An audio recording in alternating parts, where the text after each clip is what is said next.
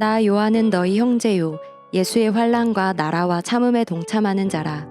하나님의 말씀과 예수의 증거를 인하여 반모라 하는 섬에 있었더니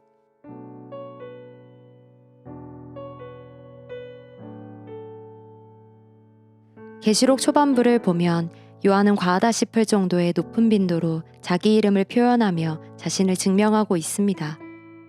이것은 요한 자신에 관한 책이 아니라 예수에 대하여 그리고 장차 이뤄질 일에 대한 증거를 적어야 할 책임에도 불구하고 왜 요한은 자꾸 자신의 이름을 반복적으로 언급하여 강조하고 있을까요? 9구절의 텍스트에서 무려 4번에 걸쳐 자기 이름을 언급하는 행위는 오직 예수를 증거해야 하는 사도와 종의 정체성에 어긋나는 일이 아닐까요? 사도 요한은 이 시대의 마지막 남은 사도로서 절대로 자기 자랑이나 스스로를 증명할 요량으로 자기 이름을 반복적으로 나타내는 것이 아닙니다. 오히려 사도 요한은 예수의 증거를 위해 목숨을 걸고 자신을 내던지고 있습니다. 왜냐하면 그는 지금 로마 제국의 모진 핍박 속에 반모섬에 갇혀 있는 상태이기 때문입니다. 이 책은 로마 제국의 입장에서 보자면 정부가 유포를 금지하고 있는 불온 문서입니다. 따라서 이런 불온한 금서를 써서 세상에 내어놓고 있는 위험분자와 그 수계를 파악해 없애려 할 것입니다.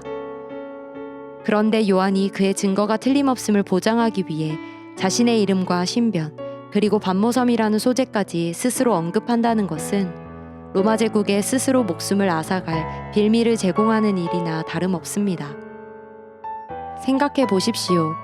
그리스도인들에게 사도로 추앙받는 인물인 요한이 반모섬에 갇혀 로마의 신변이 구속된 상태에서 로마가 박멸하고자 하는 기독교 신앙에 관한 증거가 담긴 문서를 유포한 정황이 발견된다면 요한은 로마 제국의 추적을 받아 그대로 순교할 확률이 높아집니다.